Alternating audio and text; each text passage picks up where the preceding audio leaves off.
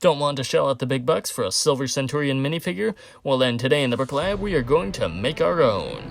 I should point out that in no way is this custom going to ever replace a real Silver Centurion minifigure, and if you are a perfectionist, then definitely you should shell out those big bucks and spend $40 to $50 on a single minifigure. But for the rest of us, we are going to go ahead and build our own. So mine is built using parts from existing Iron Man minifigures, duh.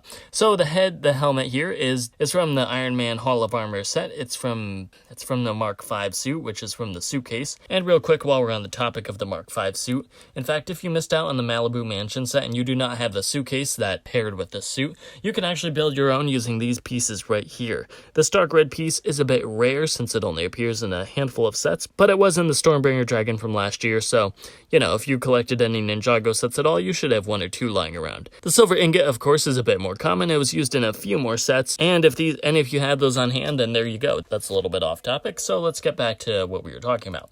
Now, I'm gonna do the torso next. The torso and legs I used are actually from the same suit. It's from the Spider-Man Homecoming set. Then next up, we have the silver armor that goes on here. The one used in the actual Silver Centurion minifigure was dual molded. Unfortunately, that piece is gonna be a bit expensive, so I feel like a plain silver one is a decent substitute.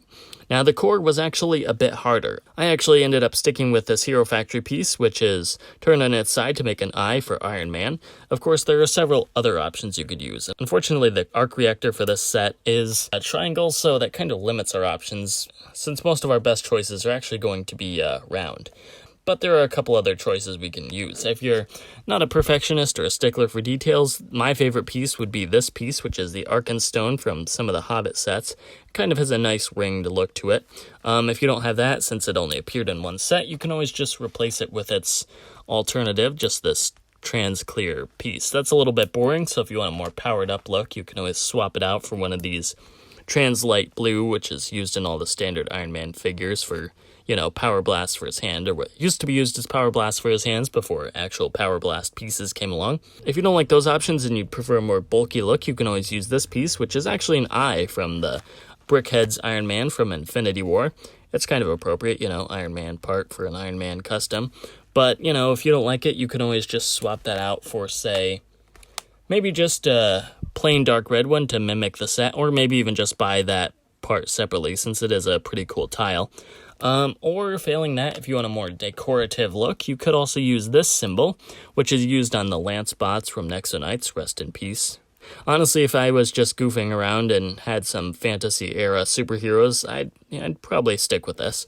If we switch to the back, we can see that I actually have just a plain dark red tile here. The perfect piece was actually used in one of the Iron Man Brickhead sets, I believe the first Iron Man's Brickheads, which I unfortunately missed out on and have not yet ordered that part from Bricklink. But it's basically this tile here, which is really cool. If you don't want to use just a plain dark red tile and you want a little more detail, you could just stick on maybe a silver ingot piece. It kind of is a little bit monochromatic. You could also just maybe tack on the same piece we used with the suitcase earlier. It's a little bulky. Maybe throw the ingot on top. That's way too bulky. As far as I'm concerned, I'm just going to stick with this one until I can eventually order that Brickhead's piece. Oh, and before we move away from the armor real quick, there's one last fix here.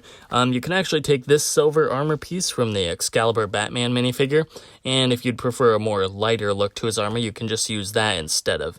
And that way the round core here actually does look a little bit more triangular. It is a little bit light, and I don't know that it actually looks that great now that I have it on the figure, but I mean, it's worth a shot if you have it. If you like it, great. If not, well, you know, there's always plenty of Silver Chima armor pieces. Anyway, that's about it for this custom. If you enjoyed it, please feel free to like, comment, share, subscribe, and do all that other good stuff. If you want more of my nonsense, please feel free to check out the other videos on my channel. If you want more of my nonsense, please feel free to check out the social media profile links in the description below, and all that blah, blah, blah. You know the drill by now. I will see you guys next time.